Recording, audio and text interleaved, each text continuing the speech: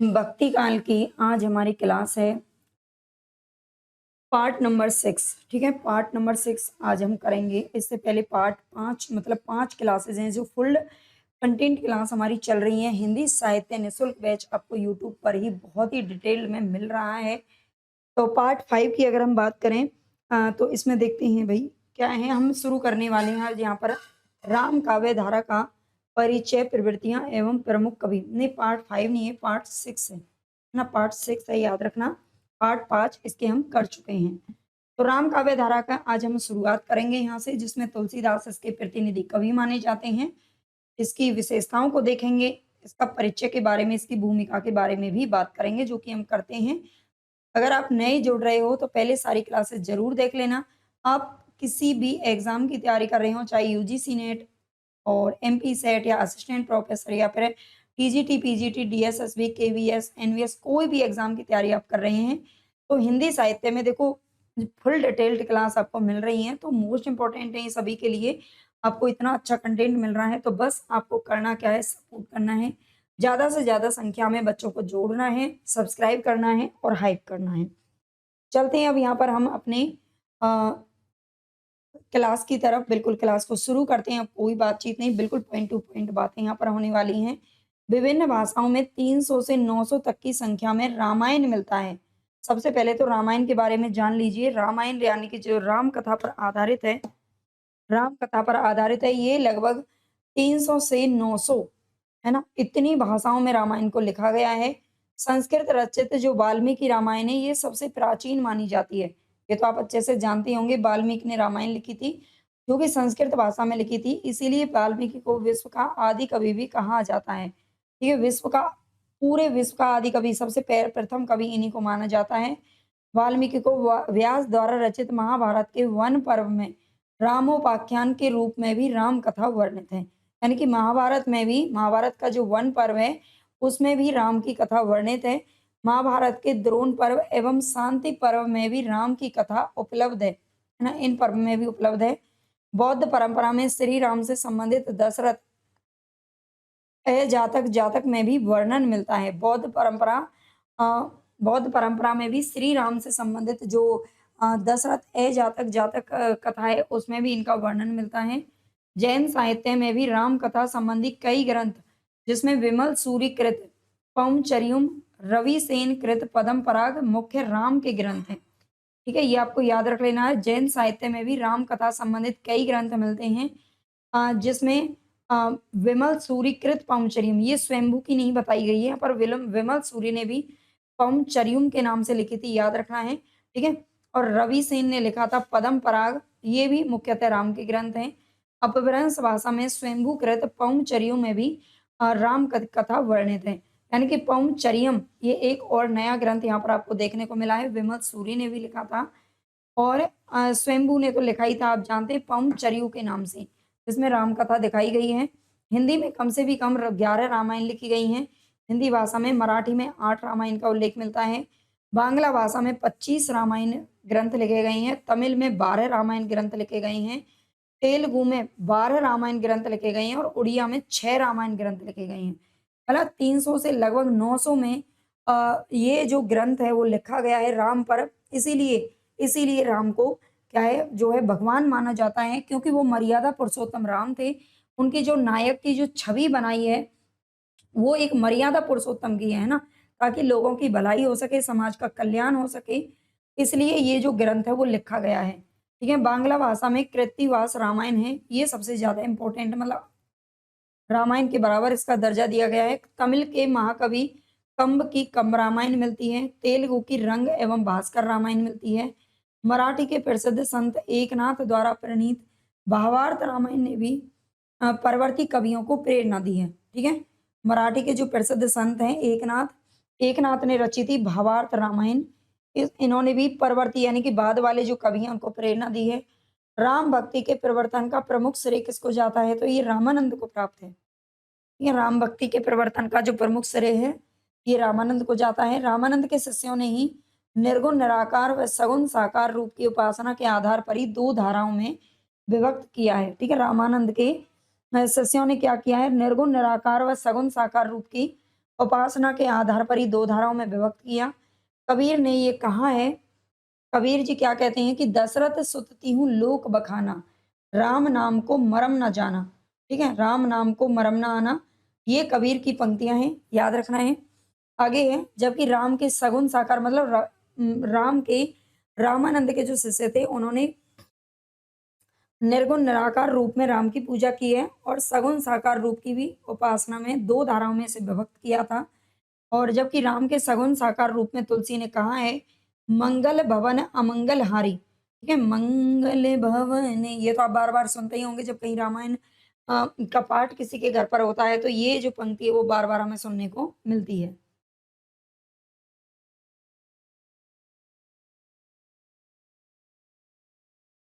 आगे इसमें तुलसीदास के पूर्व के राम भक्त कवियों में विष्णुदास का नाम उल्लेख है। ठीक है? तुलसीदास के पहले के जो राम भक्त कवि हुए थे, उनमें विष्णुदास का नाम उल्लेख है। नागरी प्रचारणी सभा की विभिन्न खोज रिपोर्ट में विष्णुदास के 5 ग्रंथ मिलते हैं। ठीक है? नागरी प्रचारणी सभा की विभिन्न खोज में नागरी प्रचारणी सभा के बारे में तो आप जानते होंगे। वैसे हम आगे डिटेल में पढ़ेंगे जब आधुनिक युग को पढ़ेंगे, जिसकी स्थापना हुई थी 1893 ईस्वी में। और इसका उद्देश्य यही था कि जो साहित्य के बहुत सारे ग्रंथ हैं जो लोगों ने लिख तो दिए लेकिन प्रकाशित नहीं हो पाए थे, तो उनको खोज-खोज कर ये क्या करवाते हैं, प्रकाशित करते हैं। तो इस रिपोर्ट में इनके विष्णुदास के 5 ग्रंथ इनको मिले थे, महाभारत कथा, रुक्मणी मंगल, स्वर्गारोहण पर्व, सन्ही लीला। ठीक है? ये वही विष्णुदास है जिनका नाम यहाँ पर तुलसीदास से भी पहले लिया जाता है।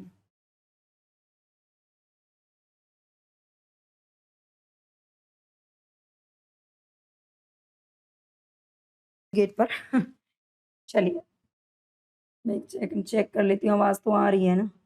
हेलो? हाँ जी। चलिए आगे हम पढ़ेंगे यहाँ पर गोस्वामी तुलसीदास के बारे में। तो ये महान समन्वयवादी लोकनायक कहे जाते हैं। लोको उद्धारक कवि कुल शिरोमणि गोस्वामी तुलसीदास राम भक्ति शाखा प्रमुख कवियों में उल्लेखनीय हैं। इनके जीवन चरित्र को जानने के लिए कुछ कृतियां हैं, जैसे कि बेनी माधवदास द्वारा रचित मूल गोसाई चरित्र मिलती है। इसे प्रामाणिक भी माना जाता है। महात्मा रघुवर दास ने लिखी थी तुलसी चरित्र और प्रिया दास ने लिखी थी भक्तमाल की टीका। ठीक है? ये कुछ रचनाएँ हैं जो तुलसीदास के बारे में मतलब इसमें वर्णन किया गया है। आगे हम बात करें तो इनका जो जन्म है, सबसे पहले जानेंगे जन्म कब हुआ था, तो 1532 ईस्वी में हुआ था। अगर संवत में बात करें तो 1589 ईस्वी है। अब संवत में से ये मतलब अगर ईस्वी दे रखा है तो संवत कैसे निकालना है, संवत दे रखा है तो ईस्वी कैसे निकालना है, ये सारी चीज़ें हैं जो मैं आपको बता चुकी हूँ। ठीक है? पहले ही वीडियो में मैंने बता दिया था। अब आगे देखते हैं। आगे इसमें जन्म स्थान की बात करें तो इसमें 2 मत प्रचलित हैं। मतलब कुछ विद्वान मानते हैं कि सोरों या सूकर में इनका जन्म हुआ था, कुछ लोग मानते हैं राजापुर में जन्म हुआ था। आगे देखेंगे इसके बारे में भी। और एक यहाँ पर एक पंक्ति मिलती है इनके जन्म से संबंधित, मैं मुनि निज गुरु सन सुनी कथा सो सूकर खेत। ठीक है? मैं मुनि निज गुरु सन सुनी कथा सो सूकर खेत, ये एक पंक्ति मिलती है। आचार्य रामचंद्र शुक्ल के अनुसार यह सूकर खेत एटा जिले का सोरो कस्बा नहीं है। ठीक है? शुक्ल जी क्या कहते हैं कि ये जो सूकर खेत है, ये एटा जिले का सोरो कस्बा नहीं है, अपितु गोंडा जिले में सरजू नदी के किनारे पर स्थित एक पवित्र तीर्थ सूकर क्षेत्र है। ठीक है? ये सूकर क्षेत्र इन्होंने अलग बताया है। आगे एक गोसाई चरित जो कि बेनी माधव दास की है और रघुवर दास की तुलसी चरित। इन दोनों में तुलसीदास जी का जो जन्म है, जन्म स्थान कहाँ पर बताया गया है? तो राजापुर में बताया गया है। ठीक है? राजापुर में बताया गया है और इसका समर्थन कौन-कौन करते हैं? तो शिव सिंह सेंगर जी करते हैं, पंडित राम गुलाम द्विवेदी भी करते हैं और आचार्य शुक्ल जी भी करते हैं। इनके पिता का नाम है आत्माराम दुबे और माता का नाम है हुलसी। ठीक है? ये भी आपको याद रख लेना है, बेटे का नाम तुलसी और माता का नाम हुलसी। ठीक है? याद रखना। लेकिन कहा मतलब ये कहा जाता है कि तो हुलसी की इनके जन्म के बाद तुरंत मृत्यु हो गई थी। है ना? माता के नाम के प्रमाण में रहीम जी का निम्न दोहा भी उल्लेखनीय है। माता के नाम के प्रमाण में ये दोहा मिलता है, सुरतीय नरतीय नागतीय सब चाहती अस होए, गोद लिए हुलसी फिरें तुलसी सो सुत होए। ठीक है? तुलसी सो सुत होए यानी कि गोद लिए हुलसी फिरें। हुलसी कौन है? उनकी माता का नाम है। यहाँ पर भी मिलता है। जन्म होते ही इनकी माँ का देहांत हो गया और इन्हें एक दासी मुनिया के द्वारा पाला-पोसा गया। मतलब जन्म होते ही इनका माँ का तो देहांत हो गया था, लेकिन इनके जो पिता थे, उन्होंने इनको क्या मान लिया, मतलब अशुभ मान करके इनको घर से मतलब बाहर निकालने की परमिशन, मतलब आज्ञा दे दी थी। लेकिन इनकी जो दासी थी वो अपने साथ ले गई थी मुनिया। और तुलसीदास ने कवितावली में कहा भी है कि मातु पिता जग ताई जाई तज्यो, विधिहु ना लिख्यो कुछ भाल भलाई। ठीक है, मातु पिता जग जाई तज्यो मतलब माता पिता तो माता पिता जग सब कुछ छोड़ दिया है ना, विधि ने पता नहीं क्या पहले ही लिख दिया। विनय पत्रिका में भी इस स्थिति का उल्लेख मिलता है। कहते हैं कि जनक जननी तजो जन्मी, मतलब जन्म होने के बाद भी जनक मतलब पिता ने भी और माता ने मुझे तज दिया, छोड़ दिया, त्याग कर दिया। करम बिनु विधु विधियु सिरजो अब डेरे। ठीक है, ये विनय पत्रिका की पंक्तियां हैं। आगे गुरु की बात करें तो इनके गुरु का नाम है नर हरिदास या नर हरियानंद। बचपन का नाम है राम बोला। इनकी पत्नी का नाम था रत्नावली। ये पत्नी पर अत्यंत आसक्ति के कारण एक बार उसके मायके चले जाने पर तुलसीदास नदी को तैरकर पार करते और रत्नावली के पास पहुंच गए। ठीक है, नदी को तैर कर इन्होंने पार किया और रत्नावली के पास पहुंच गए। और रत्नावली जब ऊपर थी तो ये मरे हुए सांप को रस्सी समझकर, मतलब मरे हुए सांप को रस्सी बनाकर समझकर, क्या बल्कि बनाकर, और उसके सारे ही ऊपर चढ़ गए थे। ये मतलब मत प्रचलित है। तो रत्नावली ने उन्हें धिक्कारते हुए कहा था, रत्नावली बहुत ही पढ़ी लिखी और मतलब सुशील अच्छे खासे घर से थी। और उन्होंने कहा था कि लाज ना लागत आपको दौरे आयो साथ। ठीक है, ये पक्का मेरे जैसी होगी। है ना रत्नावली, लाज ना लागत आपको दौरे आयो साथ, दिख दिख ऐसे प्रेम को कहा कहूं मैं नाथ, अस्थि चर्म म देह मम तामे जैसी प्रीति, तैसो जो श्री राम में होती ना तो भव भीति। मतलब वो कहते हैं कि आपको लाज नहीं आई, है ना, मतलब मेरे पीछे पीछे ही आ लिए। बिल्कुल सेम एक बार मेरे साथ भी ऐसा कुछ हुआ था, है ना, तो मैंने भी इसी तरह से फटकार लगाई थी। चलिए कोई बात नहीं, उस वक्त मैंने ये पढ़ा नहीं था।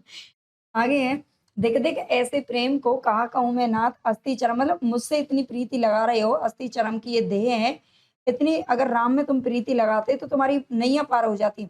ऐसा रत्नावली ने कह दिया। तो उसी समय ये बात सुनकर के तुलसीदास को बहुत बुरा लगा और उनको ऐसी लगी कि वे तुरंत काशी में आकर विरक्त हो गए। मतलब उन्होंने घर बार सब कुछ छोड़ दिया और उनका जो मोह था वो बिल्कुल सबसे भंग हो गया। इस वृतांत का उल्लेख भक्तमाल की टीका जो कि प्रियादास ने लिखी है और तुलसी चरित्र एवं गोसाई चरित्र में किया गया है। इनके निधन की बात करें तो 1623 ईस्वी में हुआ, 1680 विक्रमी संवत में। ठीक है, एक एक लाइन, एक एक शब्द मोस्ट इंपॉर्टेंट है यहाँ पर साहित्य का, है ना। अगर आप फ्रेशर हो ना तो इनको पूरा पढ़िए और आप फ्रेशर नहीं हो तब भी पूरा पढ़िए और अपना कॉपी पेन लेकर के भाई नोट्स भी सारे बच्चे बनाते हुए चला करो। आगे ये इनके निधन के बारे में ये पंक्ति मिलती है, संवत 1680, अस्सी गंगी के तीर, श्रावण शुक्ल सप्तमी, तुलसी तजो शरीर। है ना, इनके निधन के बारे में मत प्रचलित है। तुलसीदास जी के उपनाम की अगर बात करें तो किसने कौन सा उपनाम दिया है देख लीजिए। हिंदी का जाति कवि इनको कहा है किसने, डॉक्टर रामविलास शर्मा जी ने। अनुप्रास का बादशाह कहा है किसने, रामचंद्र शुक्ल जी ने। उत्प्रेक्षाओं का बादशाह किसने कहा है, उदय भानु सिंह ने। कली काल का वाल्मीकि और भक्तिमाल का सुमेरु, ये नावादास की भक्तमाल में लिखा गया है। मुगल काल का सबसे बड़ा आदमी विंसेंट स्मिथ ने कहा है। महात्मा बुद्ध के बाद दूसरा सबसे बड़ा लोकनायक ये जॉर्ज अब्राहिम ग्रियर्सन ने कहा है। मतलब ये सारे उपनाम आपको याद रख लेने हैं, तुलसीदास को दिए गए हैं। पंडित मधुसूदन सरस्वती ने इनको आनंद कानन का वृक्ष भी कह करके पुकारा है। ठीक है, आनंद कानन का वृक्ष कहकर पुकारा है। आलोचकों की दृष्टि में तुलसीदास, आलोचक क्या समझते हैं तुलसीदास के बारे में, क्या कहते हैं, तो देखते हैं। सबसे पहले नाम आता है डॉक्टर गणपति चंद्र गुप्त का।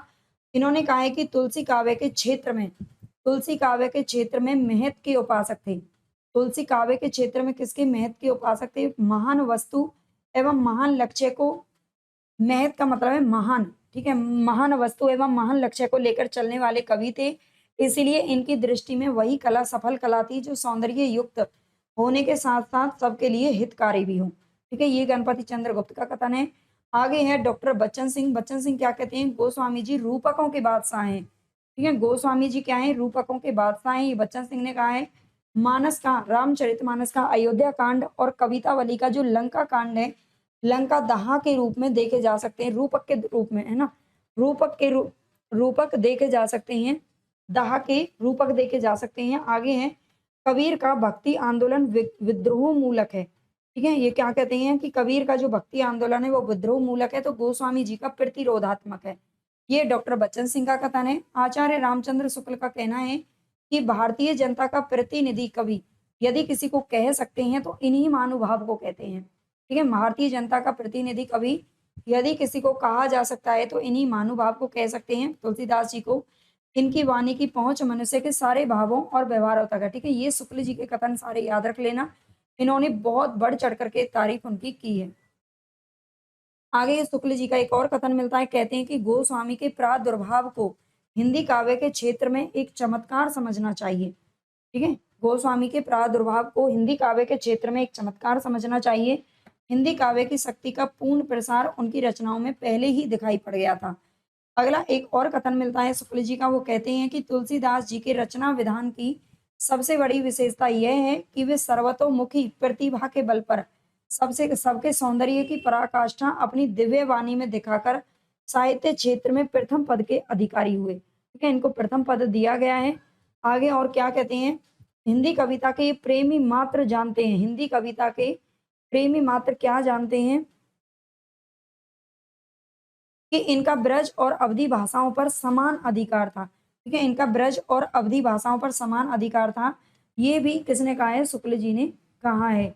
आगे अगर हम बात करें तो सभी रसों की सम्यक व्यंजना इन्होंने की है। ठीक है, इसमें कहा गया है कि सभी रसों की सम्यक व्यंजना इन्होंने की है। ये भी शुक्ल जी का ही कथन है, परंतु मर्यादा का उल्लंघन कहीं नहीं किया गया है। ठीक है, मर्यादा का उल्लंघन कहीं नहीं किया गया है। ये कह रहे हैं प्रेम और श्रृंगार का ऐसा वर्णन जो बिना किसी लज्जा और संकोच के सबके सामने पढ़ा जा सके, ये गोस्वामी जी का ही है। हम निसंकोच कह सकते हैं कि यह एक कवि ही हिंदी को प्रौढ़ साहित्यिक भाषा सिद्ध करने के लिए काफी है। ठीक है, ये भी शुक्ल जी ने कहा है।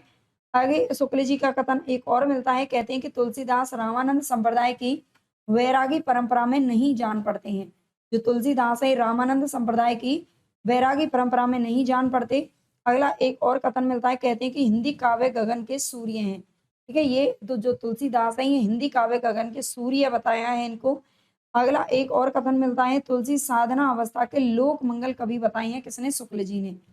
आगे एक और कथन इनका मिलता है, निर्गुण संतों की वाणी में लोक धर्म की अवहेलना छिपी हुई थी, लोक धर्म विरोधी स्वरूप को पहचाना तक किसने, गोस्वामी जी ने। ठीक है, ये भी एक कथन मिलता है। आगे नाम आता है यहाँ पर हजारी प्रसाद द्विवेदी जी का। आचार्य हजारी जी क्या कहते हैं कि चरित्र चित्रण में तुलसी की तुलना संसार के गिने चुनिए कवियों में की जा सकती है। ठीक है, चरित्र चित्रण में तुलसी की जो तुलना है वो संसार के गिने चुने कवियों में की जा सकती है। इनके सभी पात्र उसी तरह हाड़ मास के जीव हैं जिस प्रकार काव्य का पाठक, परंतु फिर भी इनमें क्या है, अलौकिकता है। इनके जो पात्र है ना वो सारे के सारे क्या है, हाड़ मास के जीव हैं। और जिस प्रकार काव्य का पाठक होता है, लेकिन फिर भी इनकी जो देखो रामचरितमानस है उनमें हम सबको भगवान क्यों मानते हैं, हमें ऐसा लगता है कि ये सब कुछ हमारे लोक में संभव ही नहीं है। उन्होंने जिस तरह से इस ग्रंथ को लिखा है ना, तो राम जी को लक्ष्मण को मतलब किस तरह से आजकल कोई भी भाई ऐसा नहीं कर सकता अपने भाई के लिए, माता कोई इतना त्याग नहीं कर सकती, माता ऐसा नहीं सोच सकती, पिता इतना त्याग नहीं कर सकते, या मतलब जिस तरह से हर रिश्ते को हर पात्र को इन्होंने इतना सजीव बना दिया है, सब कुछ ऐसा लगता है बिल्कुल कि इस लोक में तो हो ही नहीं सकता है ना। और इसीलिए जो लोग हैं वो राम को भगवान का दर्जा दिए हैं। ठीक है, ये भी आपको याद रखना है। लोक नायक वही हो सकता है जो समन्वय कर सके। ये भी हजारी प्रसाद द्विवेदी जी का कथन है कि लोक नायक वही हो सकता है जो समन्वय कर सके। तुलसी समन्वयकारी थे, उनका सारा काव्य समन्वय की विराट चेष्टा है। ये कथन बहुत बार पूछे गए हैं दोनों ही। डॉक्टर रामकुमार वर्मा जी क्या कहते हैं कि तुलसीदास ही राम साहित्य के सम्राट हैं। ठीक है, जो तुलसीदास हैं वो ही राम साहित्य के सम्राट हैं। इन्होंने राम के चरित्र की भाषा को लेकर मानव जीवन की जिस व्यापक और संपूर्ण समीक्षा की है उतनी हिंदी साहित्य के किसी और कवि ने नहीं की। इस समीक्षा के साथ इन्होंने लोक शिक्षा का भी ध्यान रखा और मानव जीवन में ऐसे प्रदेशों की स्थापना की जो विश्व जननी है, समय के प्रवाह से नहीं बह सकते। ठीक है, ये समय के प्रवाह से नहीं बह सकते, ये डॉक्टर राम कुमार वर्मा जी कहते हैं। आगे एक और कथन इनका मिलता है, इस कवि ने विश्वव्यापी विचारों की इतनी गवेषणापूर्ण व्याख्या की कि हम उसे अपने साहित्य के सर्वोच्च आसन पर अधिष्ठित करने में स्वयं गौरवान्वित हैं। मतलब अपने आप को ही हम गौरवान्वित महसूस करते हैं कि हमने अपने साहित्य के सर्वोच्च आसन पर तुलसीदास को बिठाया है। आगे एक और कथन मिलता है किसका, शरण अवस्थी जी का। सरन अवस्थी जी का क्या कहना है कि गोस्वामी भारतवर्ष के ऋण ऋणी हैं, ठीक है? ऋण ऋणी हैं, मतलब जिनका ऋण चुकाया नहीं जा सकता।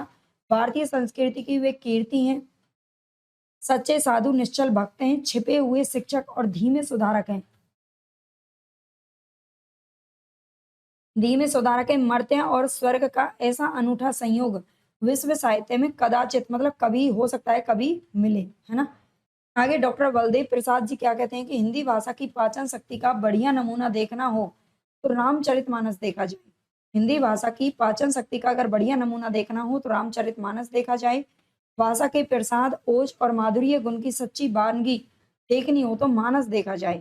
ठीक है, ये भी इन्होंने कहा है। किसने? मानस भी रामचरितमानस को ही कहते हैं, परेशान मत होना।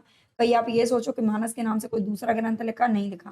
ठीक है, डॉक्टर विजेंद्र स्नातक का नाम आता है। ये कहते हैं कि तुलसी हिंदी कविता कानन का सबसे बड़ा वृक्ष है ना? उस वृक्ष की शाखा प्रय शाखाओं के काव्य कौशल की चारुता और रमणीयता चारों ओर बिखरी पड़ी है।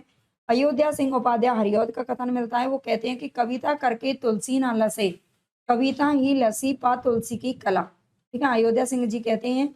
अमृतलाल नागर क्या कहते हैं कि दार्शनिक धरातल पर तुलसी के यहाँ द्वंद्व राम के ब्रह्म तत्व एवं मनुज तत्व को लेकर, जबकि लौकिक धरातल पर कलिकाल और राम राज्य को लेकर है। ठीक है, ये अमृतलाल नागर जी ने कहा है।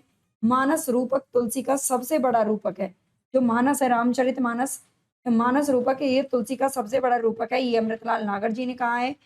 लाला भगवान दीन ने भी रूपकों का बादशाह बताया है। ठीक है, लाला भगवान दीन ने तुलसीदास को रूपकों का बादशाह बताया है। तुलसी पर आधारित ग्रंथों को देखेंगे। आलोचक और ग्रंथ, सबसे पहले नाम यहाँ पर आता है बेनी माधव दास का। मूल गोसाई चरित्र इन्होंने लिखा।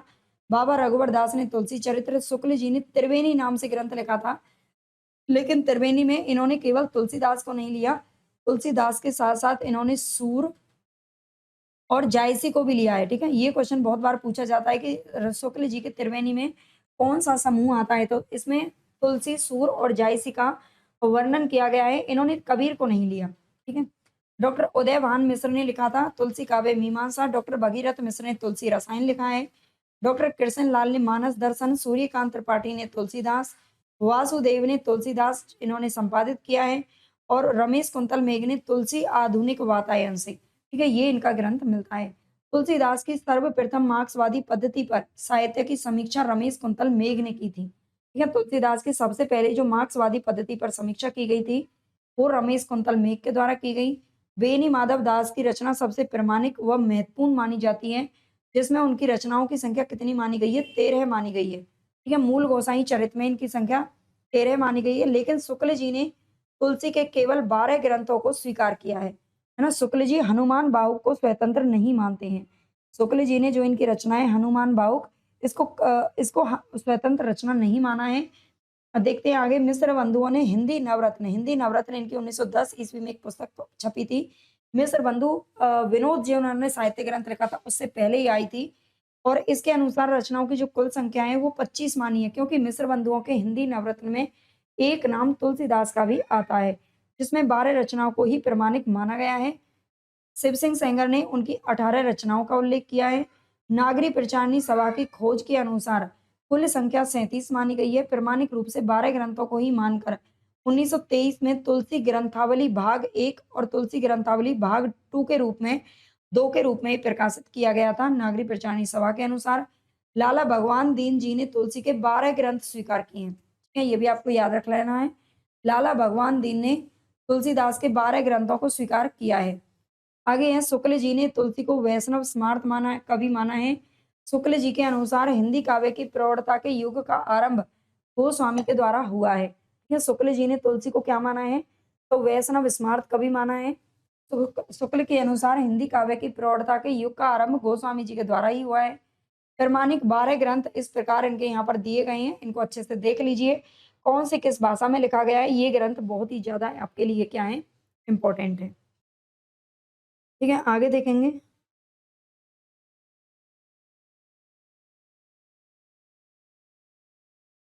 इनके 12 ग्रंथों को यहाँ पर देख लीजिए। सबसे पहला नाम आता है यहाँ पर किसका? रामचरितमानस का। रामचरितमानस कब रामचरितमानस अवधी भाषा में है। मैं बाद में बताऊँगी आपका इसको क्या ट्रिक याद रखना है। विनय पत्रिका, कवितावली, गीतावली, उम, दोहावली, कृष्ण गीतावली, रामलला नेचू, पार्वती मंगल, जानकी मंगल, वैराग्य संदीपनी, रामाज्ञा प्रश्नावली और बरवे रामायण। ठीक है? ये इसमें से कुछ भाषाएँ हैं जो अवधी भाषा में लिखी थी, कुछ रचना अवधी भाषा में और कुछ रचना इनकी ब्रज भाषा में लिखी गई थी। है ना? ये आपको याद रख लेना है। और 12 में से मुझे लगता है 6-6 रचनाएँ हैं जो इनकी अवधी में और ब्रज में लिखी गई, है ना? तो थोड़ा-सा एक बार तो इनको मैं देखो इस पर स्टार लगा देती हूँ जो ब्रज भाषा में लिखी गई, ठीक है? ये ब्रज भाषा की रचनाएँ हैं ये वाली, ठीक है? तो देख लीजिए 2 और 1 ये है ना? 4 यानी कि 6 रचनाएँ हैं जो किसमें हैं ब्रज में हैं और 6 रचनाएँ इनकी किसमें हैं अ, अवधी में लिखी गई हैं। अब यहाँ पर एक देख लीजिए, देखिए जो अवधी भाषा में लिखी गई हैं ना, अवधी इनकी प्रमुख रचनाएँ हैं, है ना? और अवधी में जो लिखी गई हैं उसमें या तो राम का नाम आता है राम, ठीक है? अवधी में लिखी गई है राम या फिर मंगल का नाम आएगा मंगल, ठीक है? अवधी में राम, ठीक है? और राम इसमें और अवधी में ये लिखी गई है मंगल और अवधी में कौन-सी ये लिखी गई हैं, है ना? 4 6 इनकी रचनाएँ हैं जो अवधी में लिखी गई हैं, इसमें राम या मंगल जिसमें आता है, वो अवधी की समझ लेना, ठीक है? ये ट्रिक है याद कर लेना। तुलसी जी का जो प्रिय अलंकार है वो सांग-रूपक था, याद रखना। सर्वप्रथम पंडित राम गुलाम द्विवेदी ने हनुमान वाहक को कवितावली का भाग माना है। ठीक है? सबसे पहले पंडित राम गुलाम द्विवेदी जो थे, उन्होंने हनुमान वाहक को कवितावली का भाग माना था। डॉक्टर बच्चन सिंह क्या कहते हैं, अंतिम अवस्था में इन्हें भयानक पीड़ा हुई थी। हनुमान वाहुक इसी पीड़ा का दस्तावेज है।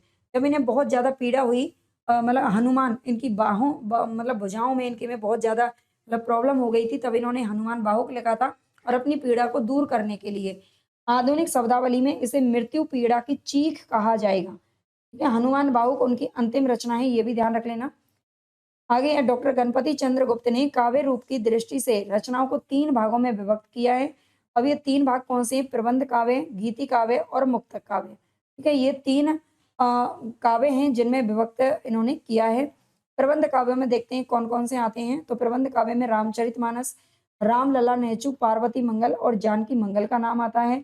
ये इनके 4 प्रबंध काव्य हैं। गीति काव्य में गीतावली, कृष्ण गीतावली और विनय पत्रिका का नाम आता है। मुक्तक काव्य की अगर बात करें तो वैराग्य संदीपनी, बरवे रामायण, रामाज्ञा प्रश्नावली, दोहावली, कवितावली, हनुमान बाहुक एवं कलि धर्मा धर्म निरूपण। ठीक है? ये सारी रचनाएँ जो इनकी मुक्तक काव्य में आती हैं।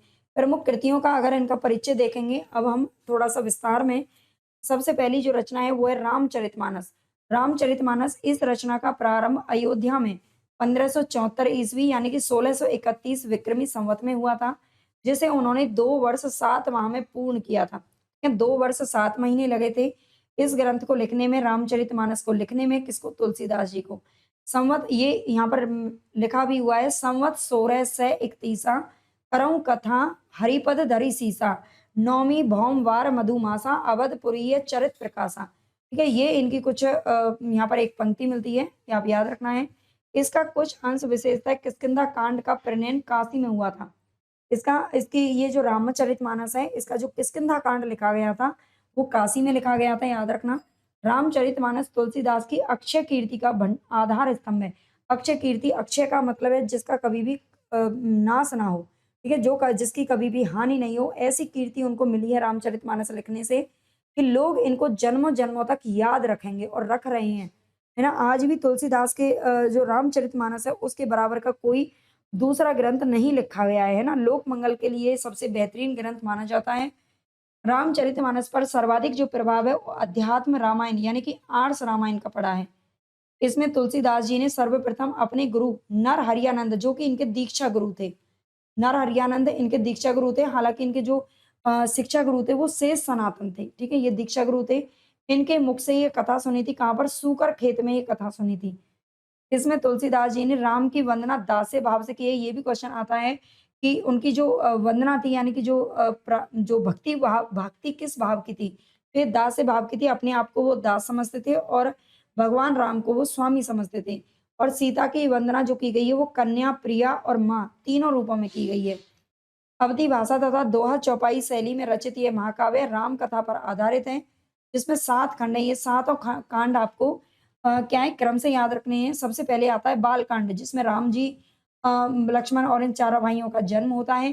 फिर होता है अयोध्या कांड। अयोध्या कांड में क्या होता है कि ये बच्चे जो हैं मतलब इनका शादी विवाह होता है और मतलब पढ़ते हैं, गुरुकुल जाते हैं और वो सारी चीज़ें इसमें मतलब बड़े होते हैं बच्चे, वो सब इसमें दिखाया गया है। फिर अरण्य कांड, ये कहाँ चले जाते हैं, वन भेज दिए जाते हैं, है ना? अयोध्या कांड के बाद अरण्य कांड आता है, वन भेज दिए जाते हैं और वन में जो कुछ भी होता है वहाँ पर मतलब राक्षसों को मारना, ये करना, वो सब आता है। किष्किंधा कांड में आप जाते हैं, किष्किंधा कांड में कहाँ किससे मिलते हैं? तो ये सुग्रीव और बाली से जाकर मिलते हैं क्योंकि अरण्य कांड में इनकी जो पत्नी सीता है, उनका भी अपहरण कर लिया जाता है रावण के द्वारा। और फिर किष्किंधा कांड आता है जहाँ पर ये सुग्रीव से मित्रता करते हैं और सुग्रीव की और इनकी मित्रता दिखाई गई है और फिर ये जो जो सीता है उसको ढूँढने की यहाँ पर कोशिश होती है ना? ढूँढा जाता है। फिर आता है सुंदरकांड। सुंदरकांड में क्या होता है, जो हनुमान जी हैं, वो कहाँ पहुँच जाते हैं, सीता माता के पास पहुँच जाते हैं, उनको ढूँढ लेते हैं। समुद्र समुद्र को 100 योजन की जो दूरी है उसको वही दूर क मतलब यहाँ पर तय करते हैं दूरी को और वहाँ पहुँच जाते हैं, ठीक है? और ये सुंदरकांड पता है क्यों कहा गया है? क्योंकि इसमें एक बार राम जी को ईश्वर का नाम दिया गया है, ठीक है? ईश्वर का नाम आया है इसलिए इसको सुंदरकांड बताया गया है। फिर आता है लंका कांड। लंका कांड में खूब घमासान युद्ध होता है, दोनों पक्षों का, राम और रावण का युद्ध होता है। फिर आता है उत्तरकांड। उत्तरकांड में क्या होता है, लास्ट में जब सीता माता को दोबारा से निष्कासित कर दिया जाता है घर से और वो वन में भटकती रहती हैं और वाल्मीकि के आश्रम में रहती हैं और जो छोटे-छोटे से उनके 2 बच्चे हैं वो पैदा होते हैं और उनका पूरा जीवन यहाँ पर मतलब ये सब कुछ होता है, ठीक है? तो ये 7 कांडों में अगर जिसने भी देखो रामायण ऐसा तो नहीं है सब धर्म के लोग हैं, हर कोई तो रामायण नहीं देखा होगा, वैसे हिंदू धर्म में तो सभी जानते हैं, लेकिन जिन्होंने नहीं देखा है उनके लिए मैं थोड़ा-सा यहाँ पर एक्सप्लेन किया है। आगे पूरी कथा शंकर ने पार्वती के शंका निवारणार्थ के लिए सुनाई थी। यानी कि उनको शंका थी, क्या राम भगवान है, ये सब है मतलब उनसे पूछ रही थी। तो शंकर ने पार्वती की शंका के लिए निवारण के लिए ये कथा सुनाई थी। इसलिए तुलसीदास ने इसमें संवादात्मक शैली को अपनाया था तथा 4 श्रोता और 4 वक्ता इसमें बनाए थे। ठीक है? 4 श्रोता और 4 वक्ता रखे हैं। मतलब जो श्रोता और वक्ता हैं और वो जो कथा है वो उनके माध्यम से संवाद के रूप में ही कथा कथा पूरी वर्णित है। ठीक है, वक्ता श्रोता में देखेंगे 4 नाम किसके आते हैं, तो शंकर ने पार्वती से सबसे पहले कहा था, फिर याज्ञवल्क्य ने भारद्वाज मुनि को ये कथा सुनाई थी, फिर काकभुसुंडी ने गरुड़ महाराज को सुनाई थी और तुलसी ने संत समाज को ये कथा सुनाई है। आगे तुलसी ने 4 घाट बताए हैं, रामचरितमानस के 4 घाट माने हैं, ज्ञान, कर्म, उपासना और पारंपरिक, ठीक है? ये 4 घाट भी याद रख लेना। तुलसीदास ने सर्वप्रथम ये कथा किसको सुनाई थी? तो रसखान को सुनाई थी, ठीक है? रसखान जो कि कृष्ण कवि भक्त थे।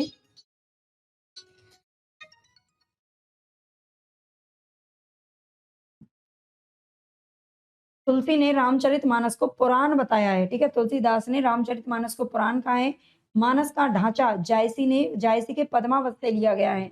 इसमें चौपाई के साथ दोहा, सोहठा शैली का प्रयोग किया गया है, जो कड़वक शैली का प्रतीक बताया जाता है। इस रचना को उत्तर भारत की बाइबल भी कहते हैं, ठीक है? रामचरितमानस को उत्तर भारत की बाइबल भी कहा जाता है, ये अच्छे से याद रखना।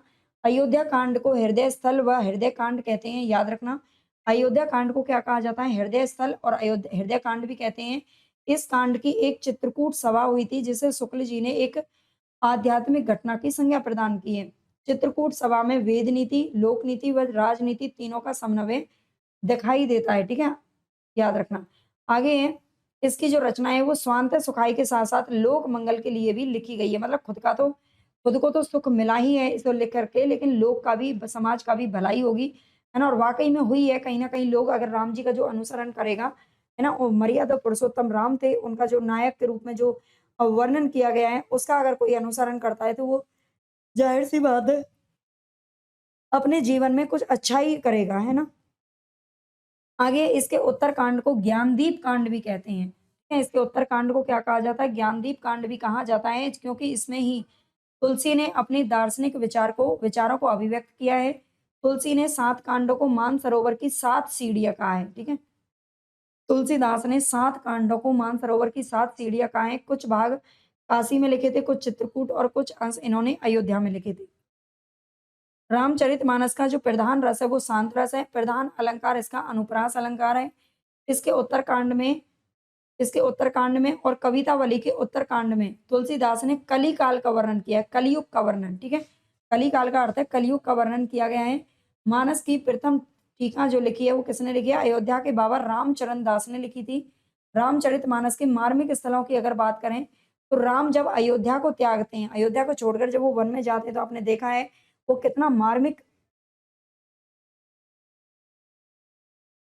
कितनी मार्मिक घटना होती है। जब हम टीवी पर बैठते हैं और ये घटना हमारे सामने होती है, तो मतलब आँखों से आँसू रुकते नहीं है। जिस तरह से अयोध्या वासी उनके पीछे रथ के पीछे-पीछे चलते हैं, दशरथ उनका विलाप करते हुए रह जाते हैं, माताएँ रोती रह जाती हैं, पूरे अयोध्या वासी रोते हैं, तो उनको देखकर रोना आ जाता है ना? पथिक के रूप में वनगमन पथिक के रूप में वनगमन जब वो करते हैं, तो भी मतलब बहुत ही मार्मिक मर्म भरा ये उदाहरण है। चित्रकूट में राम भरत का जब मिलन होता है ना, तब तो बस ये समझ लीजिए गंगा जमुना हमारी भी आँखों से बहती है।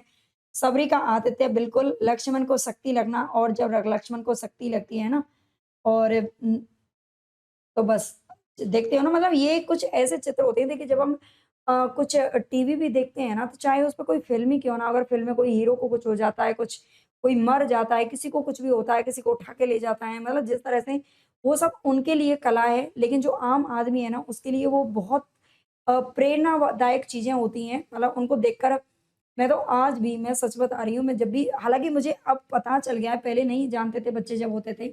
बच्चे जब थे तो हमें समझ में नहीं आता था, हमें ऐसा लगता था सब कुछ सच चल रहा है हमारे सामने, आँखों के सामने। आजकल तो ख़ैर जो है पता चल जाता है कि इनकी सच्चाई क्या है, बट फिर भी आँखों से आँसू हम कभी-कभी रोक नहीं पाते हैं ना।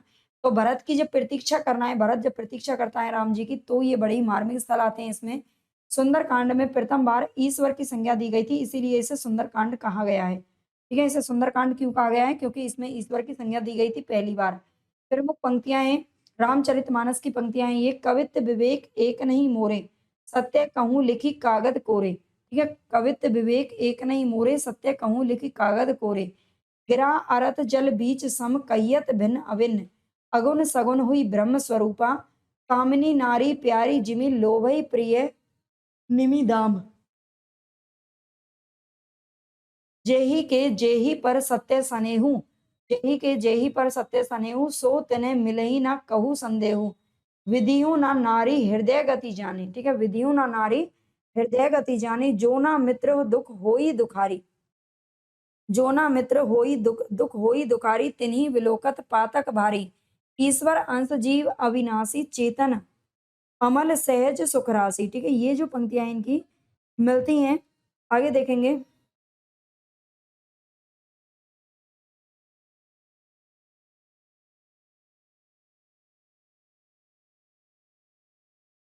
आगे इसमें विनय पत्रिका, ठीक है, तुलसीदास की जो विनय पत्रिका है, विनय पत्रिका मिथिला मिथिला यात्रा प्रस्थान के समय पर लिखी गई थी। ये अच्छे से ध्यान देना है यहाँ पर।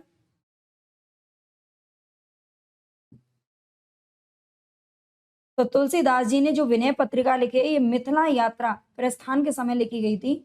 और विनय पत्रिका तुलसीदास जी का सर्वोत्तम गीति काव्य है। ठीक है, जो हम ऊपर देख चुके हैं कि इनको 3 भागों में बाँटा गया था। इनकी जो रचनाएँ हैं, प्रबंध काव्य, गीति काव्य और मुक्तक काव्य। तो विनय पत्रिका गीति काव्य है और बहुत ही प्रमुख है। कलयुग से संतप्त होकर तुलसीदास ने एक पत्रिका लिखी थी, यानी कि प्रार्थना पत्र राम के दरबार में भेजने के लिए लिखा था। ठीक है, उसी को विनय पत्रिका के नाम से जाना जाता है। और वे चाहते हैं कि माता सीता मेरी इस पत्रिका को राम के सम्मुख प्रस्तुत कर दे। ठीक है, क्या कहते हैं कि वो चाहते हैं कि माता सीता मेरी इस पत्रिका को राम के सम्मुख प्रस्तुत कर दे। यदि कृपालु राम ने मेरी प्रार्थना सुन ली, तो मेरी बिगड़ी बात बन जाएगी।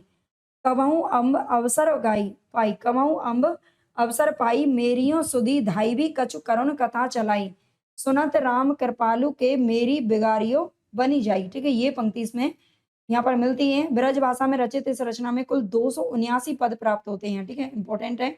ये पूछा जाता है इसके पद। कहा जाता है कि तुलसी के राम को जानने के लिए रामचरितमानस पढ़ना चाहिए।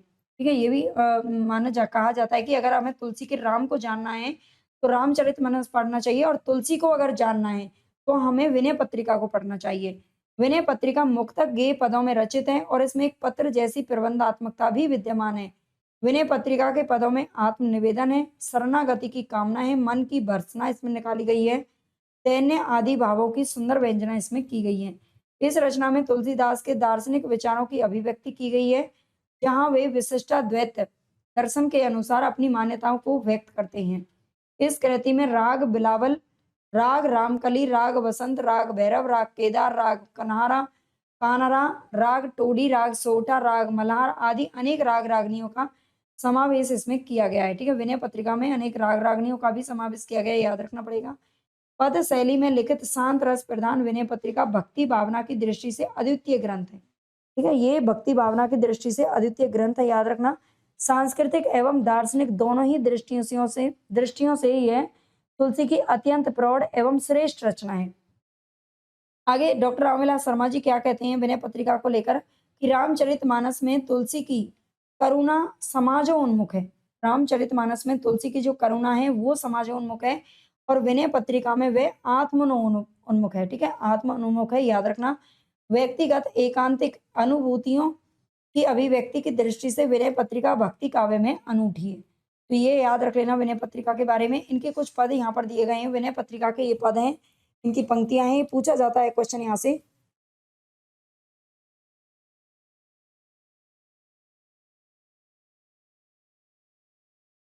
इसकी पंक्तियां हैं, अवलो नसानी अवने नसे हो। ठीक है, अवलो नसानी अवने नसे हो, ये पंक्ति किसकी है भाई? विनय पत्रिका की है। केशव कही ना जायक कहियो, ये विनय पत्रिका की है। ऐसी मूढ़ता या मन की जो निज मन परिहर विकारे, श्री रामचंद्र कृपालु भजमन हरन भव भय दारुणम। श्री रामचंद्र के पालु भजे मन हरने भव भय दारुणम नवे कंजे लोचन। ये वाली जो आपने सुनी होगी है ना, राम की स्तुति जो की जाती है, ये भी विनय पत्रिका में की गई है। सुनी सीतापति शील स्वभाव, सुनी सीतापति शील स्वभाव, तू दयाल दीन हा तू दानी हो भिकारी। ठीक है, हम भिकारी हैं, तुम दानी हो। और जाके प्रिय न राम वैदेही तजिए ताही, है ना, कोटि वैरी सम जदपि परम से नहीं। ये मीराबाई को लिखकर ये पंक्ति भेजी थी, लेकिन ये विनय पत्रिका में ही लिखी गई है। ठीक है, राम कहतू चलू, राम कहतू चलू, राम कहतू चलू भाई रे, है ना भाई, सब राम राम कहते चलो।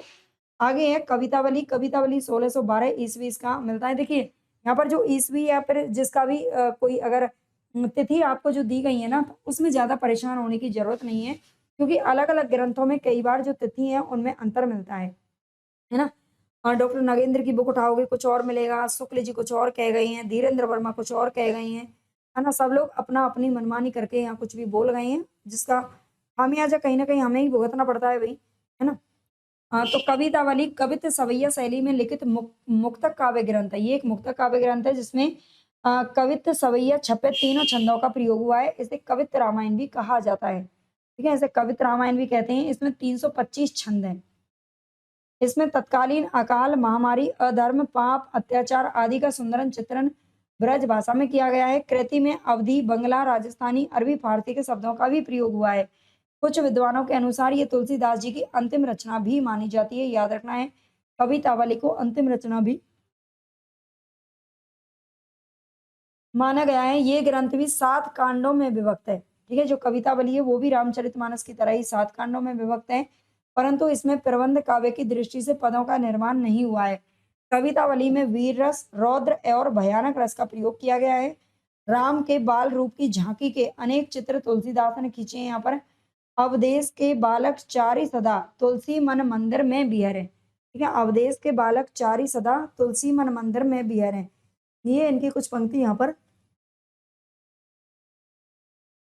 मिलती है। आगे कवितावली से ही संलग्न हनुमान बाहुक भी मिलता है। ठीक है, हनुमान बाहुक को कवितावली का ही जो है अंश समझते हैं, जिसमें कविताओं के अंतर्गत गोस्वामी जी ने श्री हनुमान व अन्य देवताओं से अपनी भयंकर बाहु पीड़ा का निवेदन किया है ना। इसमें तीव्र भाव प्रकाशन है और प्रौढ़ शैली तथा शब्दावली का संयोजन किया गया है। इनकी प्रमुख पंक्तियां मिलती हैं, गोरख जगायो जोग भक्ति भगायो लोग, खेती ना किसान को भिखारी को भीख बली, दुत कहो राजपूत कहो जलाया कहो कोई, रकाहू की बेटी से बेटा ना ब्यावे, काहू की जाति बिगाड़े न सो। ठीक है, ये इनकी कुछ पंक्तियां मिलती हैं। आगे राम लला नेचू।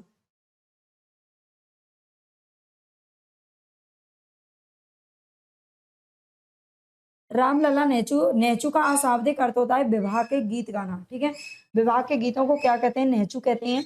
इस कृति में महाकवि तुलसीदास ने विवाह के गीत सोहर छंद में लिखे हैं।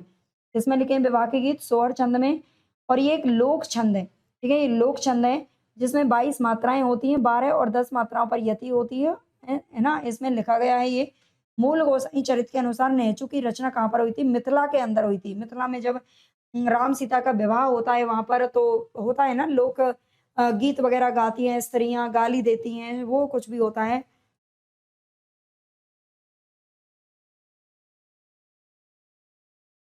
तब का ये रामलला नेचू मिलता है, ये 20 छंदों की रचना मानी जाती है। इसमें नक्षेत्र संस्कार का भी वर्णन किया गया है, ठीक है। बरवे रामायण इन्होंने तुलसी जी ने अपने मित्र रहीम दास के आग्रह पर लिखी थी, याद रखना अच्छे से। बरवे रामायण जो रचना है ये तुलसीदास ने अपने मित्र रहीम दास के आग्रह पर लिखी थी। इसकी रचना हुई थी काशी के अंदर। इसकी रचना कहाँ पर हुई थी? काशी के अंदर हुई थी।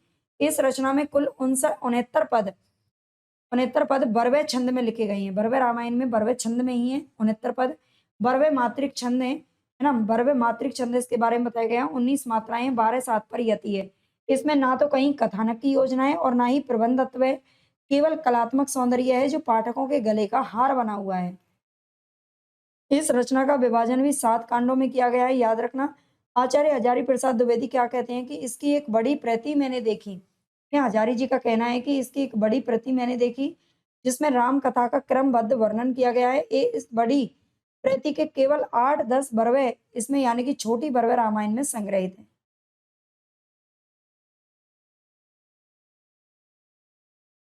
आगे यहाँ पर पार्वती मंगल 1582 ईस्वी में लिखा गया है। इसमें शिव पार्वती के विवाह से संबंधित 164 पद हैं, ठीक है। पार्वती मंगल में शिव पार्वती के विवाह को दर्शाया गया है जिसमें से 148 पदों में अरुण या मंगल छंद का प्रयोग है और शेष पदों में अरुण अरुण का प्रयोग है जो कि जिसमें मात्र ये एक मात्रिक छंद है। 20 मात्राएं, 11 और 9 पर यति होती है, ठीक है। अरुण में यहाँ पर बताया गया है। शेष पदों में इसके हरि गीति का छंद का प्रयोग किया गया है।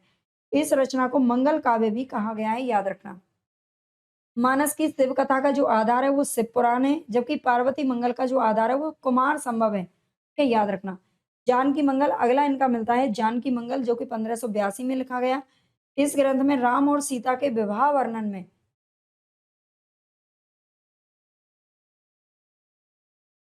जानकी मंगल में राम और सीता के इसमें राम और सीता के विवाह वर्णन से संबंधित कुल 216 पद हैं, जिनमें से 192 पदों में अरुण या मंगल छंद तथा शेष 24 में हरि गीति का छंदों का प्रयोग किया गया है ना। अगला ग्रंथ यहाँ पर मिलता है रामाज्ञा प्रश्नावली 1612 ईस्वी। यह रचना पंडित गंगाराम ज्योतिषी के आग्रह पर रचित मानी जाती है, ठीक है। ये जो रचना है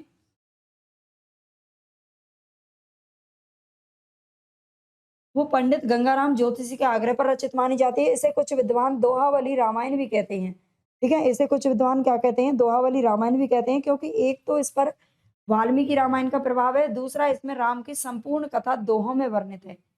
इस रचना में 7 सर्ग और 343 छंद हैं। इसके प्रत्येक दोहे से शुभ अशुभ का संकेत मिलता है। ये पूछा जाता है रामाज्ञा प्रश्नावली में शुभ अशुभ का संकेत मिलता है। इसके कई अन्य नाम भी मिलते हैं, सगुनावली, राम सलाका और रघुवर सलाका, ये याद रखना। अगला ग्रंथ जो इनका मिलता है वो वैराग्य संदीपनी 1612 ईस्वी। इस रचना में संपूर्ण 62 पदों का निर्माण वाल्मीकि कृत जो संस्कृत रामायण है उसके आधार पर किया गया है। यह दोहा चौपाई छंदों में लिखी गई।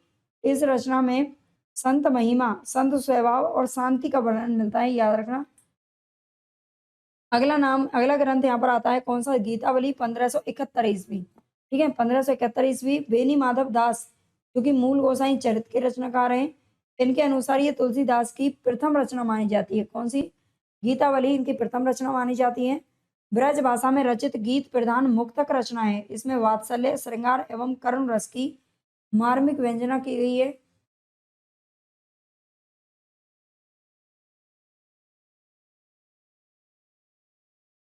आगे गीतावली में 328 पद और 7 कांड हैं, गीत काव्य शैली है। शुक्ल जी क्या कहते हैं कि गीतावली की रचना गोस्वामी जी ने सूरदास के अनुकरण पर की है, ठीक है। गीतावली की जो रचना है वो गोस्वामी जी ने सूरदास के अनुकरण पर की है, ये शुक्ल जी का मानना है। बाल लीला के एक एक पद ज्यों के त्यों सूर साकर में जो भी मिलते हैं, केवल राम और श्याम का अंतर यहाँ पर किया गया है। फिर से गीतावली भी तुलसीदास जी की एक रचना है। इसमें 61 स्वतंत्र मुक्त छंद है, मुक्त पद हैं। इसकी रचना तुलसीदास जी ने संभवतः सूर सागर यानी कि जो भ्रमर गीत है उसके अनुकरण पर लिखी है। कृष्ण गीतावली की रचना तुलसीदास ने कृष्ण गीतावली तुलसीदास जी ने कृष्ण गीतावली में वात्सल्य एवं श्रृंगार रस का अत्यंत ही सजीव एवं सरस चित्रण किया गया है। तुलसीदास जी को वात्सल्य एवं श्रृंगार के चित्रण का अवसर मानस कवितावली तथा गीतावली में अनेक बार मिला है, परंतु कृष्ण गीतावली में उनकी स्वच्छंदता एवं स्वतंत्रता क्या है दर्शनीय है। तुलसीदास के संबंध में प्रमुख तथ्य एवं विशेषताएं। आचार्य शुक्ल जी ने तुलसी की भक्ति पद्धति पर अपने विचार व्यक्त करते हुए लिखा है कि गोस्वामी जी भक्ति पद्धति की सबसे बड़ी विशेषता है। ठीक है, जो गोस्वामी जी हैं वो भक्ति पद्धति की क्या है सबसे बड़ी विशेषताएं, ऐसा इन्होंने कहा है।